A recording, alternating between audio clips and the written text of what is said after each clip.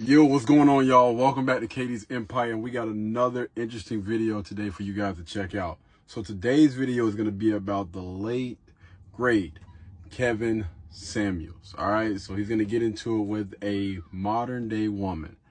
So let's just see how this thing goes, all right, and then we'll dissect it afterward. Let's get into it. How are you? I'm good. How are you? I'm good. How old are you again? I'm 30. Mm. So my question was, why don't your friends like my content? But do you have a question? Yes. So my question was for the high value women or the women who are above the 10%. Okay. You made a Earnings? earnings. Okay. Yeah. You made a post about men who are the 6%. Why should they only have one woman? 3%. 3%. Why should Mm-hmm. they have one woman? Mm-hmm. So for women who are high valued, who are educated, who do make more than the 10%, how do we, I guess, get these 3%ers that only want one woman? I Okay, first of all, a woman's not high value because of her income. okay.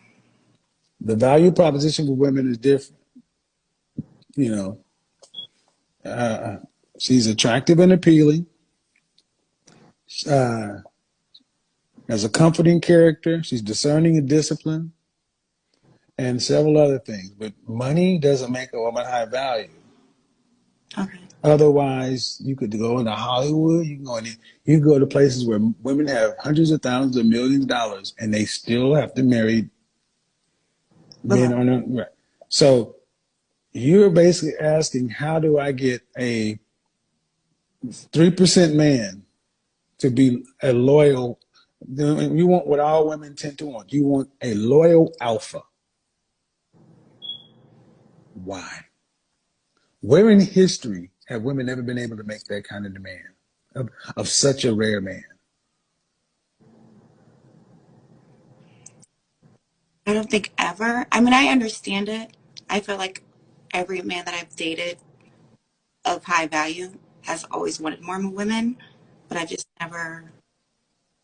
So is that something we should just deal with? Like, Where in the history of human beings have men of high standing ever been expected to be solely monogamous? I guess I don't know. See, I was listening to Shahrazad Ali today. This culture we have here, the monogamy, like it or not, was really done for business reasons, more or less. But if you really look at human beings who kind of settle themselves accordingly, men of means tend to have more food, more resources, more men at arms, more soldiers, more this, more that. And he has a queen, and he also has what? Concubines. You get to be number one. But you got to look at it this way too, man. That's how human beings have evolved. And I know a lot of women are upset with that, but where in nature do you see the top males who are makes monogamous pair bonds? It's not even in our nature. Now, just because a man may choose to do it, why is that so important? And here's the funny thing: that man, the man you're talking about, is magnitudes more valuable than another man, just from an income standpoint. We're talking about a man who's at least 3 times more income than average men, right? At least. Then why doesn't he get 3 times more options of women? It's the pause, man. It's the pause. It's the laugh because when you ask these type of questions, and these are the type of questions that most of them probably don't really ask themselves. You know what I mean? They've been fed this Hollywood fantasy that you're going to get that guy that's, above 6 feet, that makes over six figures, that got, you know what I mean? They got the six pack and all this, and he's gonna be that alpha assertive male those guys don't necessarily tend to be monogamous. Most of those guys that have all of that money, all of those resources and things like that, most of those guys are probably choosing to be single, especially considering how the dating market is going right now, especially considering how many men get into relationships, they go into marriages, and they get effed over. Most of those guys are just choosing just to remain single. And listen, I'm going to get the best of both worlds anyway. I mean, I pretty much already have everything else that I want in life. Like, I don't feel the need to really complicate those things. And also, I wanted to point out something that she first brought up when she said, you know, what about those high value women? And the very first thing that she brought up was the money and the education.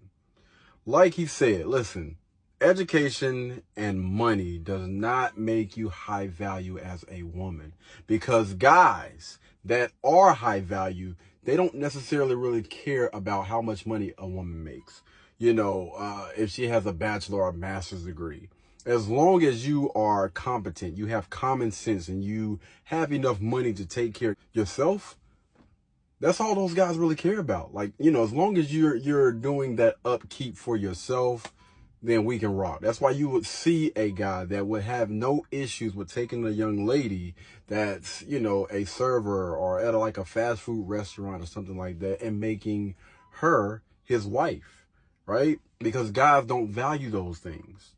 What they do value is your femininity, how feminine, how soft, how cooperative you are.